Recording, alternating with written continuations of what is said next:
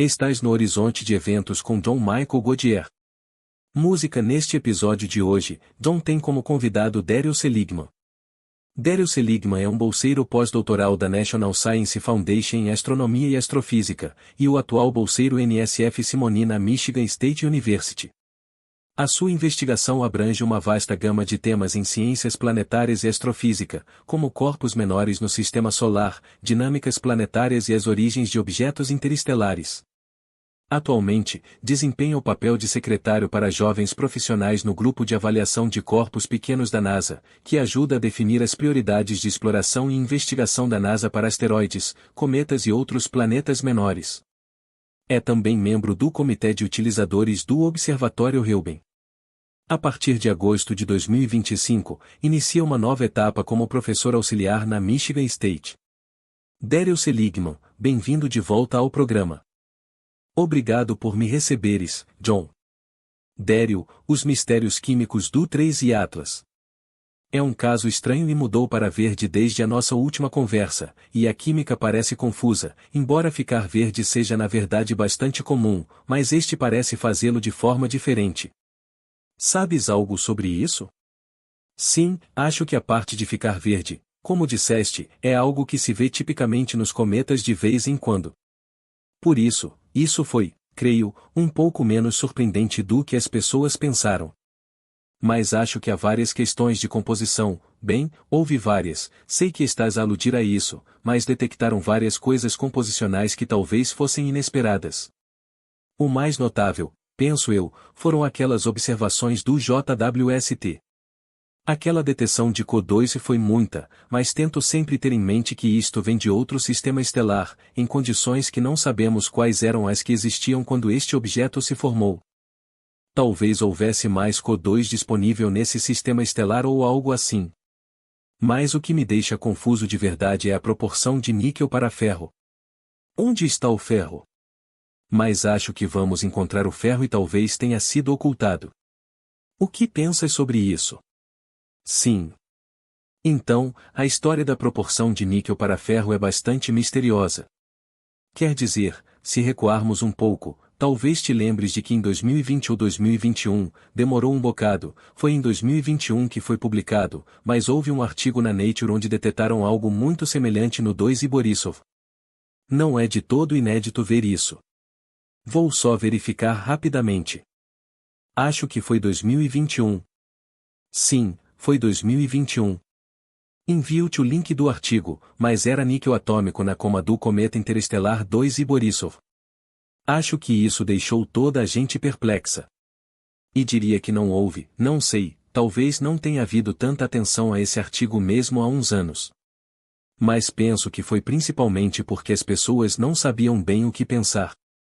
E agora, no 3 e Atlas, estamos a ver níquel atômico ou, bem, a proporção de níquel para ferro é estranha, mas estamos a vê-lo de novo. Parece ser um padrão comum nos cometas interestelares. Sim. E eu arrisco-me a especular sobre a natureza da supernova que povoou isso. Há algo que não sabemos bem sobre a produção de níquel versus ferro em supernovas?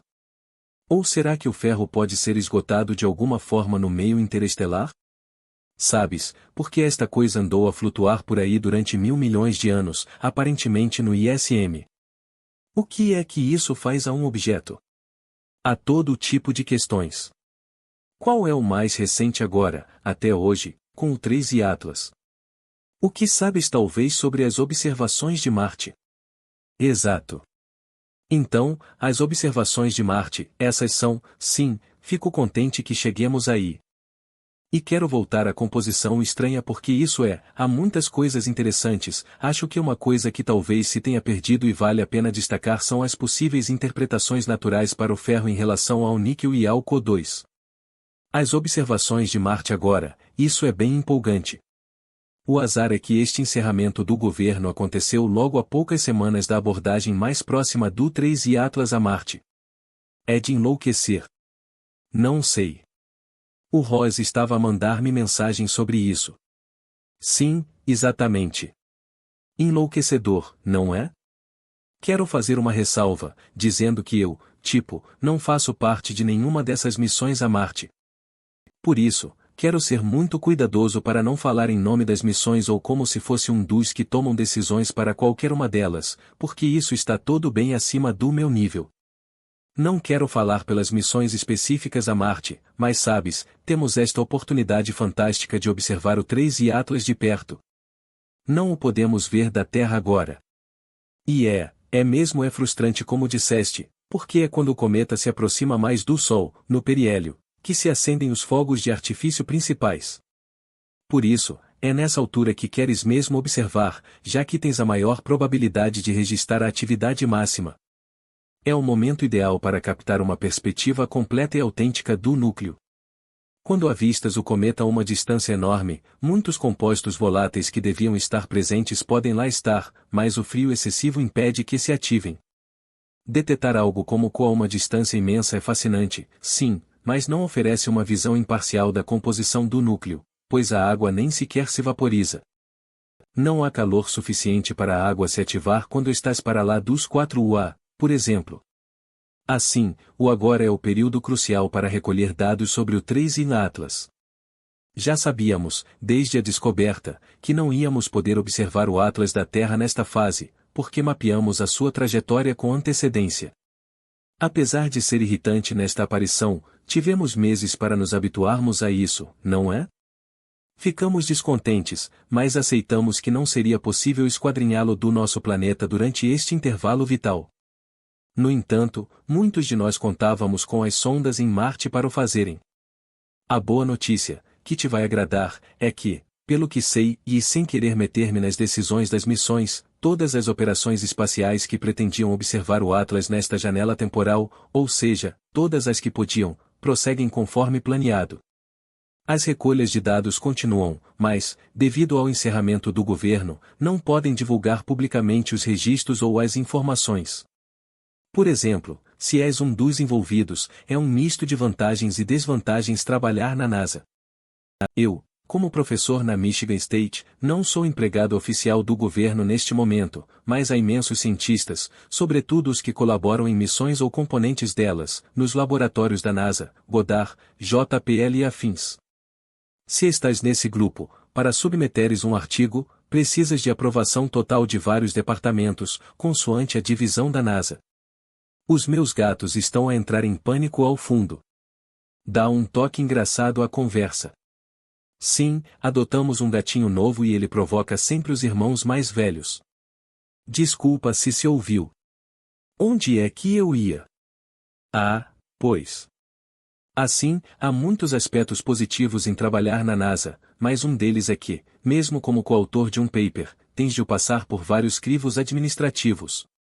Com o chatidão governamental, duvido que consigam avançar, mesmo que já tivessem processado as observações das sondas marcianas e as tivessem prontas para publicar. Não podem nem apresentar os resultados a uma revista, o que deve ser exasperante. Não falo pelos colegas das missões, mas sinto empatia por eles, imagino quão irritante é. Ainda assim, é divertido especular, porque uma das observações virá do icônico Mars Reconnaissance Orbiter, uma das minhas sondas favoritas de sempre e já é veterana, mas continua incrivelmente eficaz. Exato. E, pelo que percebo, isso vai permitir definir de vez o tamanho real do objeto e pôr fim ao debate. Achas que sim, ou consideras que as observações do telescópio espacial Hubble já o esclareceram quanto ao diâmetro do núcleo? Sim. Olha, as imagens do Hubble foram reveladoras. Surpreendeu-nos um pouco não termos obtido uma estimativa mais precisa do tamanho com o HST. Lembra-te de que o Dave Gevitt configura aquelas seções do HST para cometas de forma a medi-lo com exatidão. Uma das prioridades absolutas é determinar as dimensões do núcleo de um cometa. Como sabes, é bem mais simples medir o de um asteroide do que o de um cometa, quando só vês a coma. O Dave é especialista em preparar as observações com o HST para isolar o tamanho do núcleo. É complicado conseguir fazer isso, mas o método envolve captar uma imagem com sensibilidade adequada para isolar o coma e eliminá-lo da foto, revelando um pouco de luz extra no centro proveniente do núcleo. É assim que se impõe, por exemplo, um limite superior ao tamanho ou até uma detecção do que esse limite pode ser.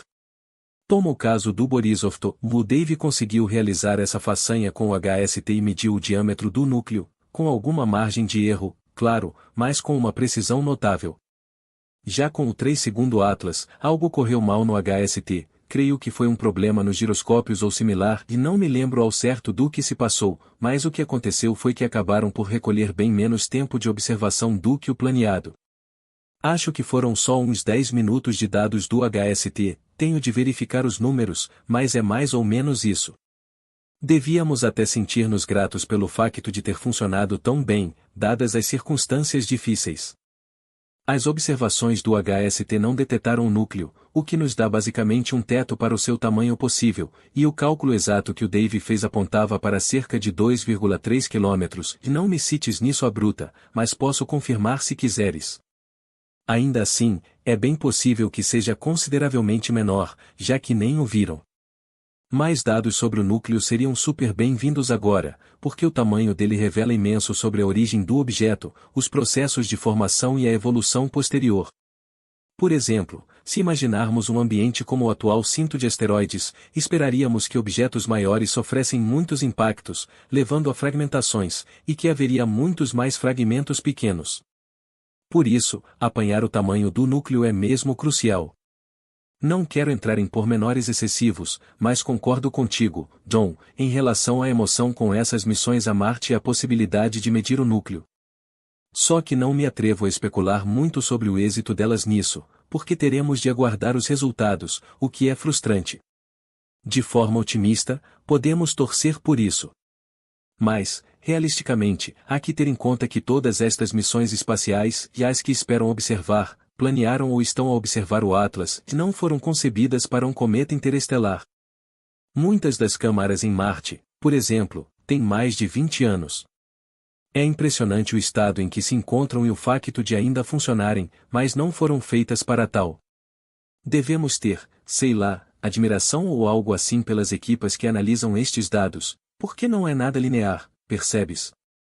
Estão a tentar registrar um cometa que, embora pareça próximo de Marte no contexto do Sistema Solar, está na verdade a uma distância brutal para os instrumentos dos rovers e afins, bem além do que foram desenhados para medir. Por isso, fiquemos contentes com o que nos derem, sabendo que essas equipas andam a ralar-se a valer para processar, analisar e interpretar observações de um cometa interestelar que os equipamentos nunca previram. Verdade. Sim, mas continua a ser assombroso, porque inventaram uma solução e vamos ver o que sai daí. Ainda assim, é fixe, já que o MRO também não foi feito para fotografar outra sonda marciana a descer de paraquedas e aterrar. Pois, tenho um grande respeito por essa gente e aposto que vão extrair coisas inesperadas. Alguma notícia da ESA e das sondas deles? Por enquanto, quase nada circula, como sabes. Estamos numa situação parecida com um chatidão governamental, que atrapalha as coisas, mas muitas vezes, quando os ativos da NASA ou dos Estados Unidos param, isso impacta os outros países de forma séria, porque há muita colaboração americana, tipo, muitas submissões para ISS incluem elementos assim. Internacional, tipo, como é que se chamam? São como programas científicos internacionais. Basicamente, podes ter uma boa parte da equipa a ser americana ou de outros países, mas a NASA está mesmo muito envolvida em missões de várias nações, mesmo que não seja a principal responsável. O encerramento do governo acaba por afetar tudo, percebe? Transborda para todo o ecossistema global de ativos espaciais, se isso fizer sentido. Acho que é mesmo muito prejudicial, mas por agora, podemos ficar entusiasmados com os resultados que estão para vir nas próximas semanas, como disseste. Ainda não há nada de super empolgante para partilhar. Sim, mas fico satisfeito com a ideia de que as observações continuam a ser feitas, não é? Os dados estão a ser recolhidos. O que está parado é a análise e a divulgação de tudo isso. Mas a sonda observou, por isso vamos ter qualquer coisa com certeza e de qualquer modo. E eu, apesar de nenhuma destas sondas ter sido projetada para isto, temos várias delas. Creio que são 4 sondas a observar, cada uma com instrumentação diferente. Isso vai ser curioso. Mas voltando à química, deixa-me fazer a minha pergunta habitual, fora do comum. Quando um cometa do Sistema Solar passa a voar e chega ao periélio muito mais perto do Sol, digamos que evapora, isso revela mais sobre o cometa se a coisa toda se desintegra ao aproximar-se tanto do Sol. Em geral, sobre cometas. Espera, deixa-me confirmar se respondo à pergunta certa. Dizes em geral, qualquer cometa, não só os típicos qualquer cometa, qualquer bola de neve suja que se aproxime, é melhor observacionalmente aproximar-se o mais possível do Sol para caracterizar a sua química? Percebo o que queres dizer. É uma boa questão. Acho que, de forma geral, a resposta é sim, com algumas ressalvas. Na maioria dos casos, sim, e a razão é que, como eu tentava explicar antes, obtens a visão mais completa do núcleo do cometa. Vamos recuar um pouco. Quando um cometa se aproxima do Sol, certo? A superfície recebe mais radiação solar, o que significa mais fotões solares a atingi-la. Está a aquecer e mais gelo se transforma em gás por sublimação. O que ocorre é que quanto mais perto estás do Sol, mais quente fica e diferentes tipos de gelos começam a sublimar. Por exemplo, quando estás mesmo longe do Sol, digamos para lá de 4 unidades astronômicas, tipo 4 vezes a distância da Terra ao Sol, nem consegues ver água a sério. A água não está a sublimar de forma vigorosa porque não faz calor suficiente. Quanto mais perto do Sol, mais quente, quando atinges a temperatura para um gelo sublimar, ficas sempre acima disso. Esse gelo, se existir no núcleo do cometa, continua ativo. Não podes ficar demasiado quente, mas se fores demasiado frio para um gelo ativar, ele desliga-se. No fundo, o mais revelador sobre um cometa é saber quais os gelos diferentes que tem, mas sobretudo as proporções entre eles. Por exemplo, quanto de água comparado com CO2. A detecção de CO2 pelo JWST é uma grande conquista científica, uma descoberta incrível. Mas o que é mesmo poderoso é a proporção CO2 na água. Quanto CO2 afeice à água. Nesse aspecto, aproximar-se mais do Sol é sem dúvida melhor para interpretar a composição de qualquer cometa, porque essas proporções revelam o essencial sobre ele. De certo modo, essas proporções são mais fundamentais para o núcleo do cometa do que a detecção isolada de uma espécie. E como são fundamentais ao cometa, também indicam onde ele se pode ter formado. Por exemplo, se medires, e é só um exemplo, e que um cometa tem muita água comparada ao CO2, quando está quente o suficiente para todas as espécies estarem ativas, sabes que, se houvesse mais CO2, sublimaria como a água. Isso indica que o núcleo tem mais água do que CO2. E isso sugere que provavelmente se formou em regiões mais próximas do Sistema Solar, por exemplo, porque se formaste perto, podes ter se desenvolvido onde a água ou argônio congela, mas o CO2 não. Faz sentido? Sim, faz. Sabe, acabei de me lembrar de que é um período fascinante para os cometas, porque não é só, percebes, o Atlas interestelar a passar. Há também 2 cometas do nosso Sistema Solar, certo? Isso é visível ao binóculo. Estão ao alcance dos binóculos neste momento. Todos ao mesmo tempo. Pois é incrível. Já conseguiste avistar algum deles? Ainda não. Acho que vou precisar de mais uns dias para os detectar ao entardecer, ou 1 ou 2 deles, o que puder fazer ao pôr do sol. Mas vou tentar com os binóculos de 10x50 e, se conseguir uma posição precisa, tiro o telescópio. Pretendo captá-los com binóculos potentes porque, e mais o problema é, Darro, está estragado para mim, porque vi o Alibop a olho nu em fotos e em tudo mais, e nada nunca chegou perto disso. Por isso, fico tipo, um cometa antigo visível a olho nu já não me impressiona. Já não. Fiquei estragado desde os anos 90 por causa do cometa Hale-Bopp. Bom, a minha próxima dúvida é esta. Certo.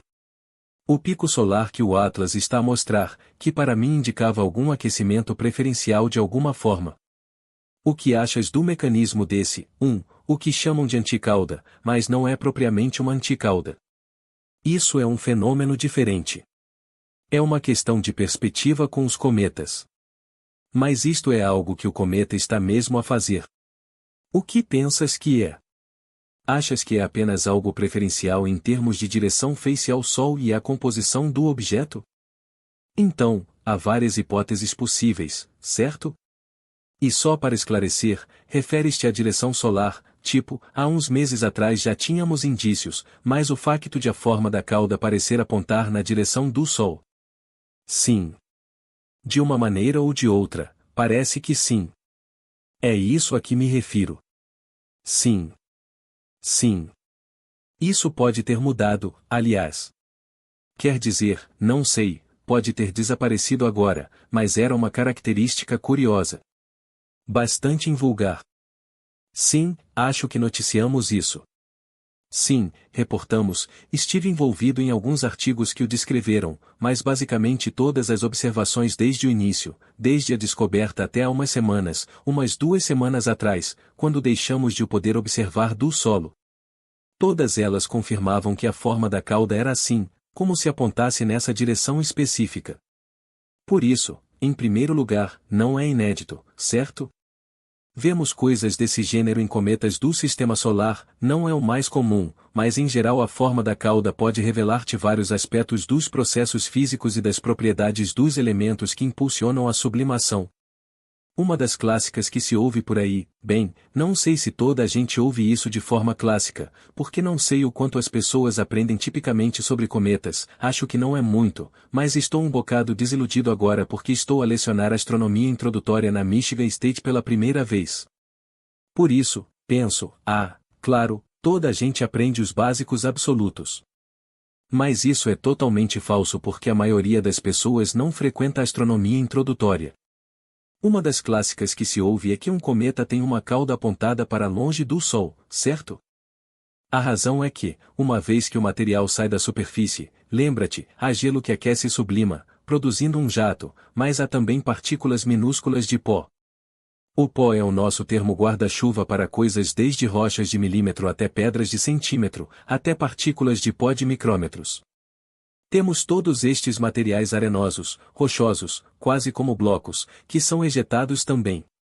O que acontece é que, eventualmente, a pressão de radiação do Sol, ou seja, os fotões solares atingirem a cauda, empurram algumas das partículas de pó nessa cauda e afastam-nas do Sol. Basicamente, uma forma de perceber o que se passa é que muitas vezes, quando vês aquelas caudas magníficas apontadas para longe do Sol, esse material na verdade saiu primeiro na direção do Sol e depois foi repelido, porque o mais natural, se pensares no que ocorre na superfície do cometa, o local mais óbvio para o gelo libertar gases em primeiro lugar é na direção do Sol, porque, se imaginarem o cometa, se pensarem na superfície do cometa, a parte virada para o, queria ter um diagrama agora. Mas tipo a parte iluminada pelo Sol, se imaginarem, olham para o núcleo de um cometa. Se imaginarmos o Sol a iluminar apenas um dos hemisférios do cometa com os seus fotões solares, verificamos que, em qualquer momento, metade da superfície fica exposta à luz. Essa zona é precisamente a que recebe o aquecimento mais intenso a todo instante. Assim, nessa área iluminada, ao nível mais básico, o gelo tende a sublimar, evaporando-se da superfície e sendo propelido na direção do Sol. Depois disso, a pressão da radiação solar entra em ação, os fotões solares colidem com as partículas de poeira na cauda do cometa, empurrando-as para longe do Sol, o que arrasta parte do gás consigo. Muitas vezes, quando observamos as caudas cometárias apontarem para longe do Sol de forma clássica, isso deve-se ao efeito da pressão de radiação que atua sobre elas posteriormente. No caso do 3 Atlas, ainda não está totalmente claro o que se passa. Acho que precisamos de mais dados. Basicamente, não tivemos oportunidade para realizar simulações numéricas ou computacionais detalhadas que nos permitam determinar com exatidão o que pode gerar a morfologia da cauda que estamos a ver, pois isso depende de fatores como a distância ao Sol, o grau de aquecimento recebido, os tipos de gelo presentes e as variedades de grãos de poeira na coma. Mas, por enquanto, parece-me que essa característica da cauda virada para o Sol nos revela algo sobre as propriedades físicas dos grãos de poeira ejetados. É possível que esses grãos sejam de tamanho maior. Sabemos que no 2 Borisov os grãos de poeira eram geralmente bem mais grandes do que os dos cometas do Sistema Solar. A interpretação disso ainda está em aberto. Mas se algo assim ocorrer, eles não serão tão influenciados pela pressão de radiação, facilitando a observação de uma cauda orientada para o Sol com grãos maiores desse tipo. Faz sentido? faz. Depois, pode visualizar este processo comparando com a neve ao Sol. Se estiver ao Sol, derrete mais depressa do que a que está à sombra, certo? Porque recebe luz solar direta. Assim, aquece mais. Por isso, inicialmente, tenderia a mover-se para o Sol, mas o Sol age como uma tempestade de vento, empurrando-a de volta. Não só a pressão da luz, mas também partículas do vento solar, tudo contribui para repelir e formar a longa cauda típica de um cometa. Uma das coisas fascinantes nos cometas é que, ao atravessarem essa cauda, podem gerar chuvas de meteoros. Isso significa que é possível recolher amostras dela. As partículas e poeira, especialmente, porque eu queria mesmo poeira do 3 e Atlas. Poderíamos lançar uma missão para recolher amostras depois do evento, no local por onde passou, e apanhar algumas partículas do 3 e Atlas. É viável uma missão desse gênero, para obter poeira tanto tempo depois? Tipo, daqui a 2 séculos. Bem, sim. Essa pergunta tem várias partes e quero cobrir tudo. Primeiro, adorei a tua analogia com o sol e a neve no chão a aquecer. Qualquer pessoa se identifica com isso. Respondi bem à tua pergunta anterior sobre a cauda? Aquela da cauda. Está bem. Claro. Ok. Tive algumas ideias que me surgiram. A primeira, bem, sou um pouco tendencioso, certo? Porque no dia 1 de julho ainda estava obcecado com o 3 e Atlas, e um grupo de nós preparou o primeiro artigo sobre a descoberta do objeto nos primeiros dias. Eu pensava exatamente no que estás a perguntar: como é que obtemos uma amostra deste objeto? Íamos ter imensas observações, claro. É empolgante, foi ótimo que tanta gente se esforçasse para obter dados logo após a descoberta, e isso é tudo fantástico e essencial. Mas nos primeiros dias, pensava: como é que vamos conseguir, como disseste, John? Era tipo, como apanhar umas peças do 3 e Atlas ou para algumas pessoas. Sim, só uns grãos de poeira bastavam. Exato. Então, como mencionaste, as chuvas de meteoros. Os cometas do Sistema Solar produzem-nas. Os cometas, sobretudo os que se aproximam da Terra, geram essas caudas grandes, e por vezes a Terra atravessa-as, com as caudas a dispersarem em direções variadas. Os meteoros vêm de direções variadas e depois tornam-se tão dispersos que mal se consegue avistá-los. Mas de vez em quando surgem chuvas de meteoros, e os especialistas em radar que registram esses dados e seguem os vários eventos de meteoros conseguem fazer isso. Há estações de meteoros espalhadas pelo mundo inteiro e também no espaço que monitorizam os meteoros. Basicamente, podes consultar essas observações, e os peritos lá dirão o que chamam de radiância, ou seja, de que orientação vêm as partículas de meteoritos atingir a Terra, e depois ver se isso se liga a algum cometa conhecido ou asteroide ativo. Nesse aspecto, podes mesmo encontrar cometas ou asteroides ativos cujos fragmentos chegam à Terra, e se sobreviverem à queda, transformam-se em meteoritos que pode simplesmente recolher. Foi por isso que pensei: ok, acho que foi.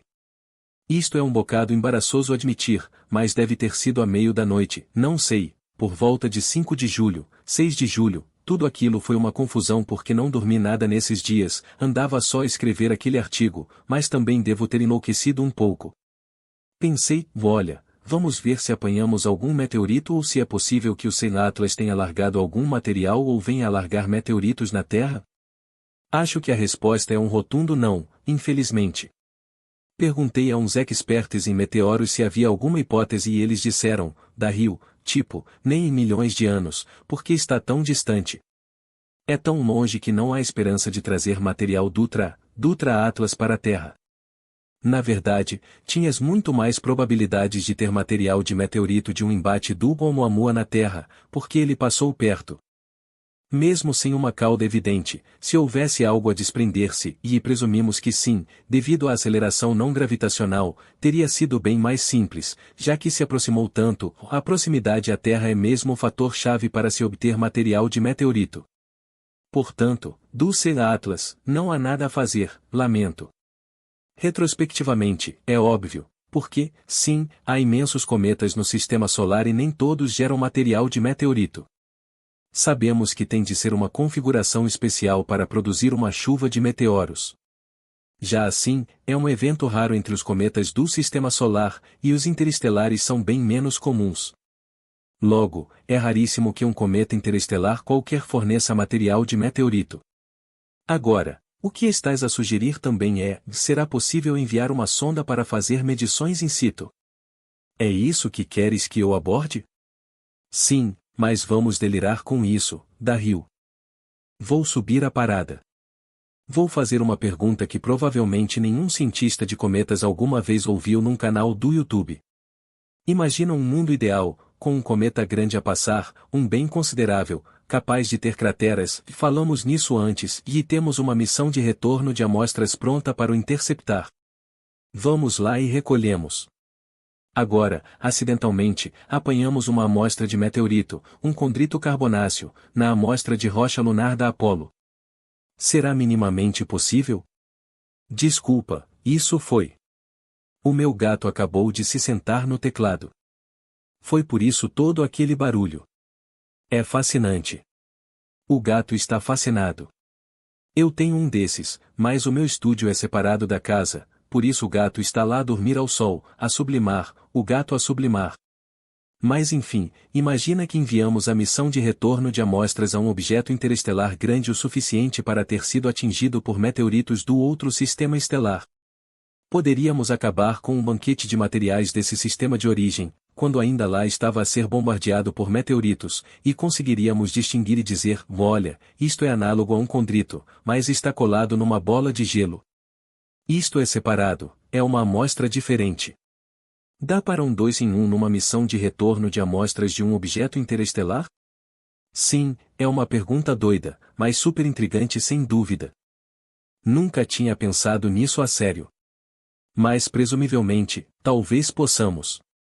Sim, talvez usemos isso como argumento para convencer a NASA a montar algo para colidir com um cometa interestelar.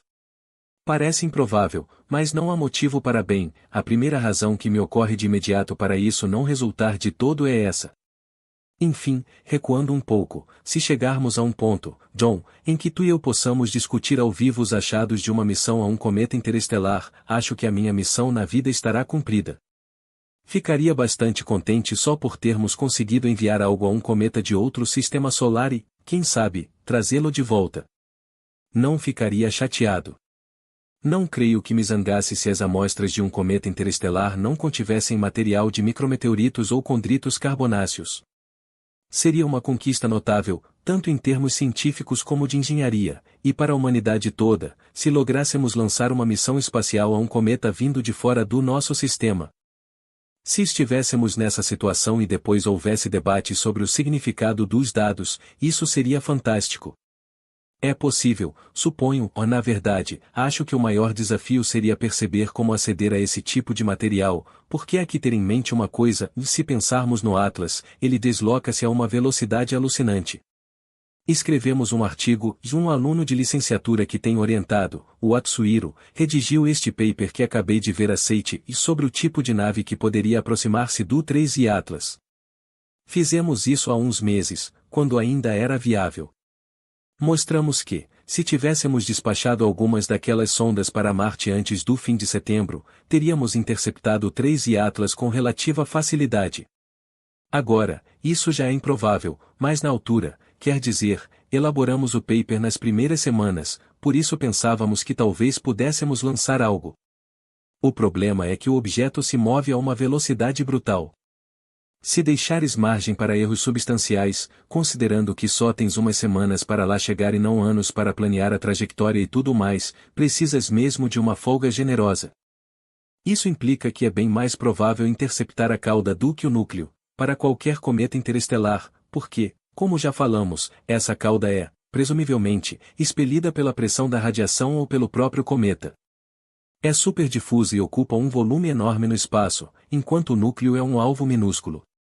Por isso, imagino que, no melhor dos cenários, daqui a 10 anos vivamos num mundo onde descobrimos cometas interestelares aos molhos e enviamos missões atrás de missões.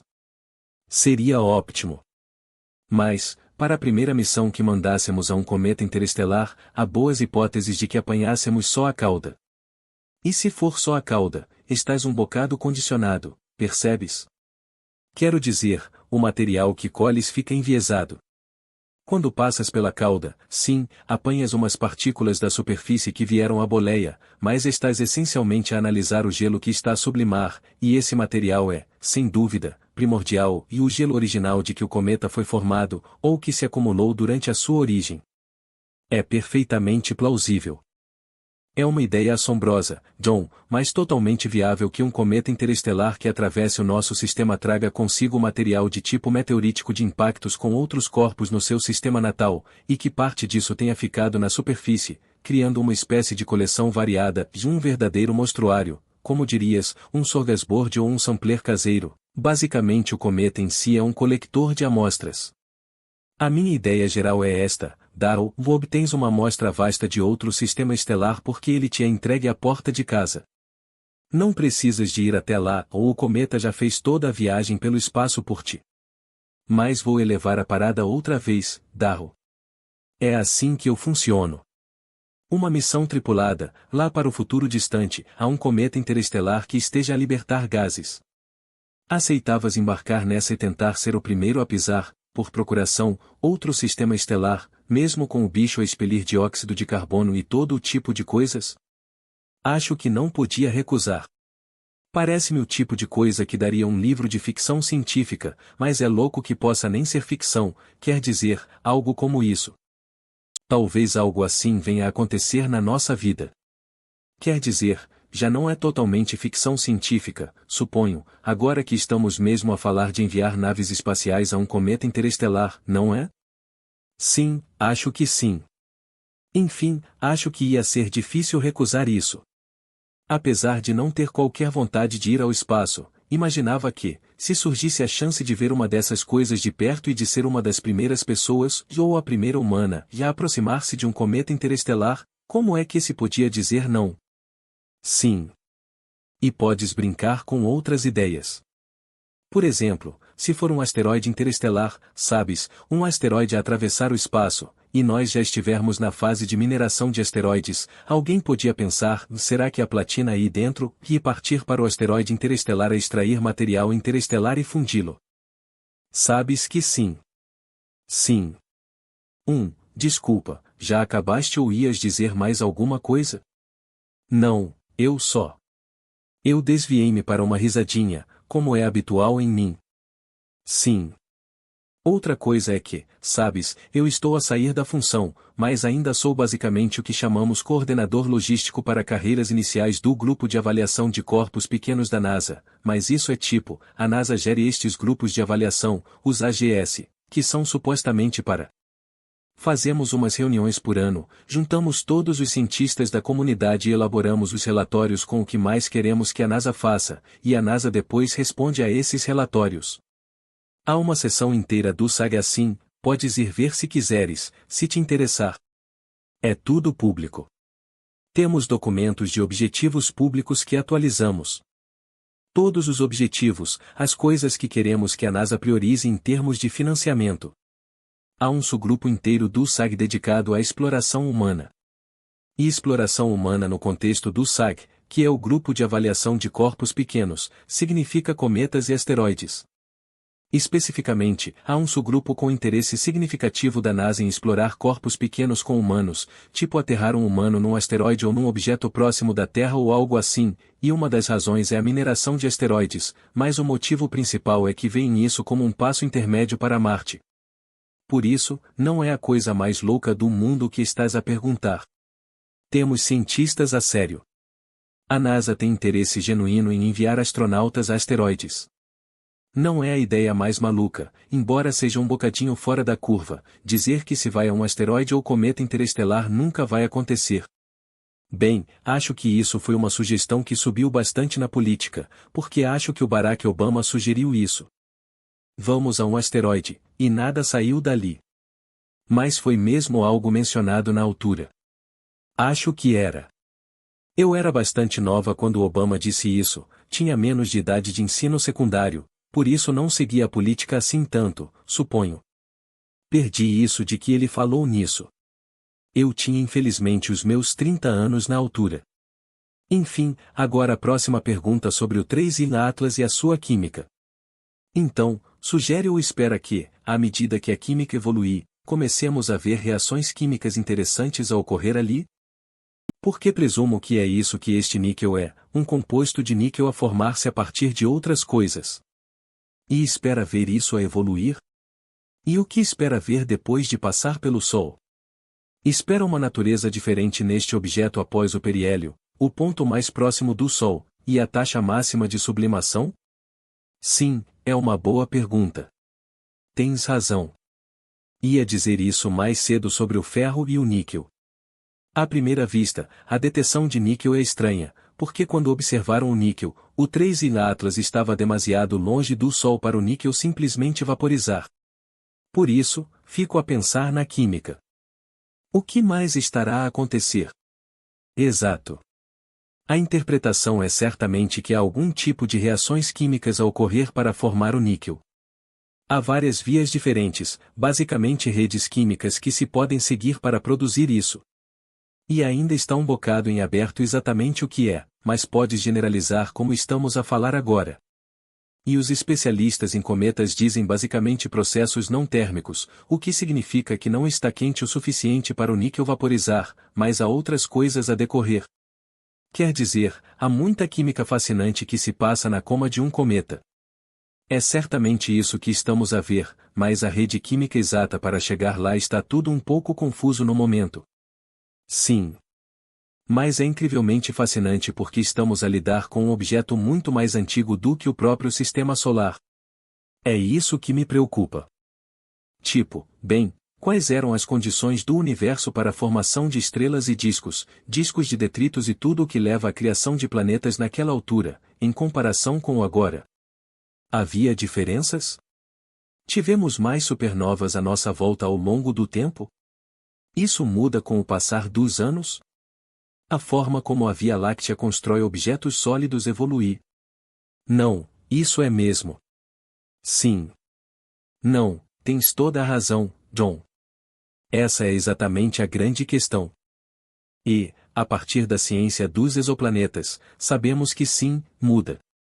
Por exemplo, uma das regras mais conhecidas ou tendências empíricas em toda a ciência dos exoplanetas é que é mais provável encontrar um exoplaneta tipo Júpiter quente se houver maior metalicidade, ou seja, se estivermos a observar uma estrela com níveis mais elevados de metais, o que significa uma quantidade total maior de elementos metálicos.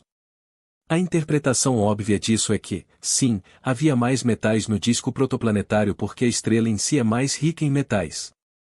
Assim, existiam mais metais disponíveis no disco para formar plânctones planetários, cometas, asteroides e, por fim, planetas. Mas, ao mesmo tempo, como tu estavas a dizer, à medida que a Via Láctea envelhece, ocorrem mais supernovas, e estas enriquecem o meio interestelar com metais. Uma possibilidade é que, conforme o tempo avança, as estrelas fiquem mais enriquecidas em metais. Por isso, essa dependência da metalicidade ou o facto de ser mais provável ver um Júpiter quente à volta de uma estrela rica em metais pode nem ser tanto pela composição da estrela, mas sim porque mais Júpiteres quentes se formaram na Via Láctea mais recente. Este cometa interestelar 2i Borisov, espera, 3i Atlas, provavelmente é bem mais antigo do que qualquer coisa que tenhamos visto no Sistema Solar até agora, com algumas ressalvas que devíamos mencionar, mas ele estava a mover-se a uma velocidade brutal ao infinito, o que pelo menos é compatível com ter bilhões de anos, potencialmente mais, talvez até mais velho que o próprio Sistema Solar. E se veio mesmo de um daqueles sistemas planetários que se formaram há muito tempo, numa Via Láctea com baixa metalicidade, antes de muitas supernovas explodirem e encherem a galáxia de metais, pode ser que a sua composição seja estranha em comparação com os cometas do Sistema Solar porque se formou num disco com muito menos metais. Tipo, talvez seja um daqueles casos atípicos que surgiram.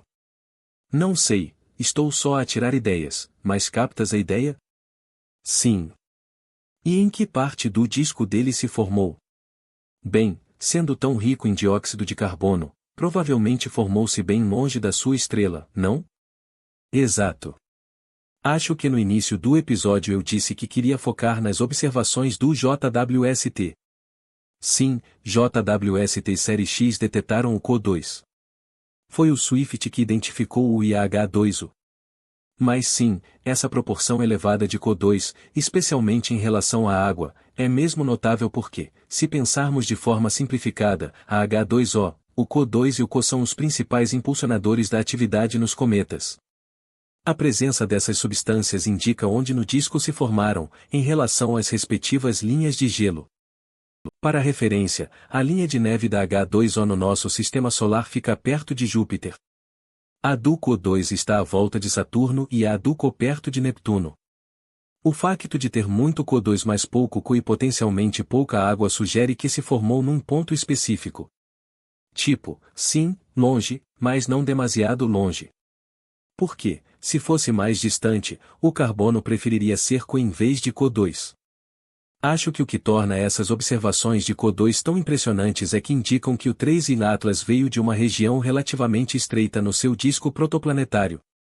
Assim, mesmo com um cometa interestelar, sem poder rastreá-lo até ao sistema hospedeiro, isso revela detalhes surpreendentemente específicos sobre o ambiente em que se formou. Achas que isso chega ao ponto de podermos determinar o tipo de estrela perto da qual se formou? Obviamente, é quase certo que foi uma anã vermelha. Mas será que o perfil mudaria se tivesse surgido num sistema de uma estrela do tipo F ou algo assim, e poderíamos extrair esse pormenor de um objeto interestelar como este? Sim, isso é precisamente o que a minha uma aluna de doutoramento está a estudar agora. A resposta curta é sim. Penso que provavelmente não dá para rastrear um cometa interestelar até uma estrela específica, porque as órbitas na galáxia são caóticas. Mas dá para estimar de forma aproximada a velocidade com que ele entra no sistema solar, o que mais ou menos indica o tipo de estrela de origem, já que as estrelas mais antigas na galáxia se movem em média a ritmos mais acelerados. Além disso, a composição química aponta para uma zona no disco protoplanetário. Acho que, ao juntar tudo isso, é preciso combinar esses vários dados, e a química observada no cometa delimita uma área restrita no disco, onde tem CO2 congelado, mas não CO nem água, e isso varia conforme a temperatura da estrela. Depois, a velocidade de entrada ajuda a identificar os tipos de estrelas mais prováveis. Pode-se avançar mais e considerar, por exemplo, se este objeto foi ejetado por um planeta gigante. Aí, recorremos ao que sabemos da ciência de exoplanetas e pensamos em quais estrelas têm maior chance de possuir um gigante na posição certa para lançar um objeto rico em CO2 como o 3I Atlas. Creio que assim é possível chegar a uma ideia das estrelas hospedeiras mais prováveis. Mas fiquem atentos a isso. A minha aluna de doutoramento, Tessa Frank, e acho que já falaram com ela no programa antes, está a trabalhar nisso neste momento. Devemos ter resultados nos próximos meses. Mal posso esperar. Bem, Geraldi, obrigado por nos acompanhar novamente hoje, e conto contigo para conversarmos mais à medida que vamos traçando o perfil do 3I Atlas e de futuros objetos interestelares, agora que o Vera Rubin está operacional. Com certeza. Obrigado, John. Obrigado, Ross. Foi um prazer estar aqui. O Event Horizon e o meu canal estão agora disponíveis como podcast no Apple Podcasts, Spotify e subscrições do YouTube, com episódios sem anúncios, extras exclusivos e conteúdo relaxante para dormir. Inscrevam-se já clicando nos links abaixo para a vossa plataforma preferida. Calor, calor, música, aplausos, música, calor, calor, música, calor, calor, música.